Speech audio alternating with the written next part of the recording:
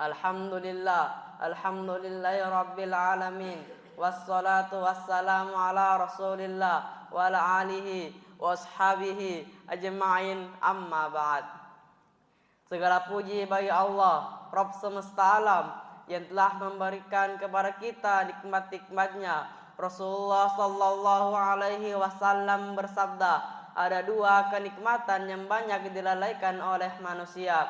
Apakah itu? Yakni as-sihhatu wal faragh, nikmat kesehatan dan nikmat kesempatan. Salawat serta salam tak lupa pula kita kirimkan kepada Nabi kita, Nabi Muhammad sallallahu alaihi wasallam, yang telah memperjuangkan Islam di waktu siang dan malamnya, di kala lapang dan sempitnya, untuk mendakwakan agama Allah Subhanahu wa taala. Kaum muslimin muslimat rahimakumullah. Mungkin kalimat ini sudah pernah terdengar di telinga kita.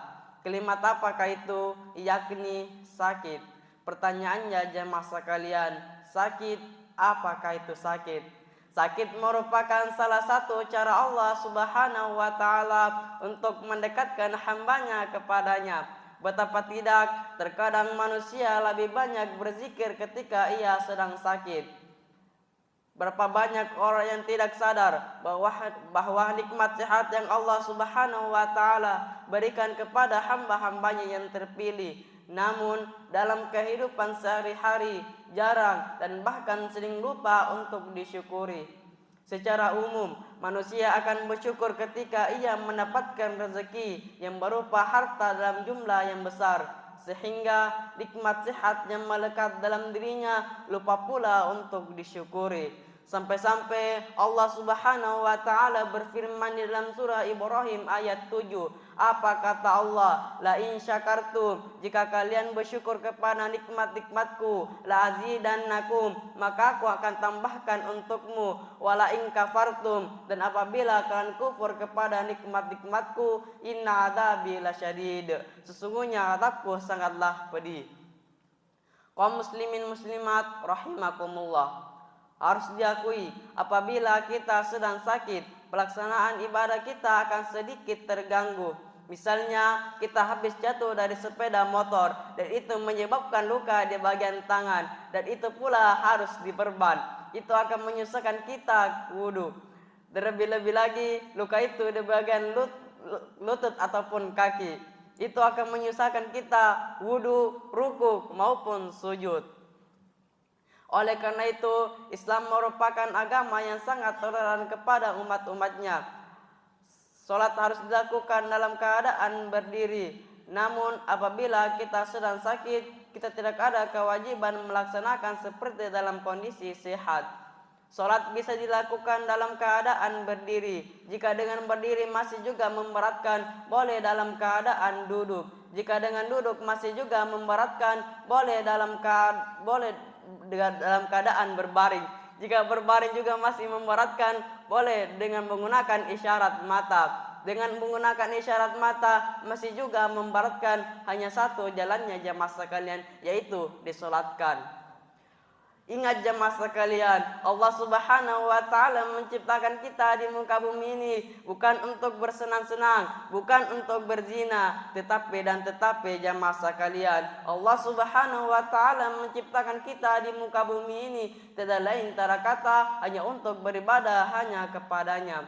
Sudah jelas di dalam Al-Quran, Allah Subhanahu wa taala berfirman di dalam surah Az-Zariyat ayat 56 yang berbunyi, wa ma khalaqatul jinna wal insa illa liya'budun, tidaklah aku menciptakan jin dan manusia melainkan hanya untuk beribadah hanya kepadanya. Kaum muslimin muslimat rahimakumullah, jika Nabi Sulaiman alaihissalam menjadi contoh terbaik karena limpahan rezekinya yang begitu banyak, Nabi Ibrahim alaihissalam dengan keteguhannya untuk mendakwakan ajaran tauhid, Nabi Ismail alaihissalam tentang sikap patuh kepada kedua orang tuanya, Nabi Yunus alaihissalam dengan teguhnya untuk mendakwakan ajaran tauhid. Nabi Yunus alaihissalam dengan teguhnya meskipun dalam perut ikan.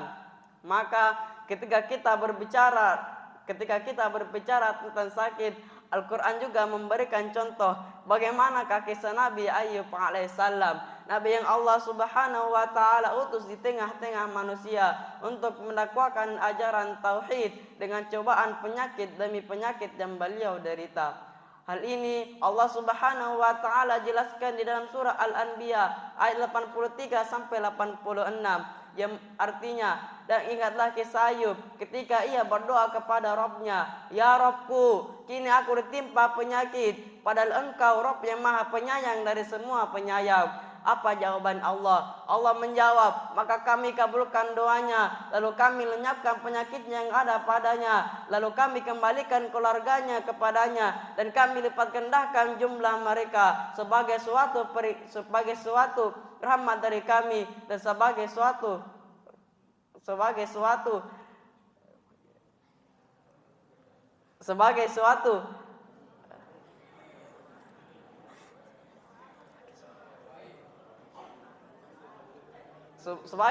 peringatan dari kami. Kaum muslimin muslimat rahimakumullah, ketenangan dalam menghadapi ujian dari Allah Subhanahu wa taala. Bahkan sakit separah itu pun Nabi Ayub alaihissalam masih tetap teguh dan memuji Allah dengan pujian yang terbaik. Kaum muslimin muslimat rahimakumullah, sebelum saya menutup, saya akan memberikan sedikit kata-kata istimewa. Apakah itu? Yakni sholatlah sebelum kamu disolatkan.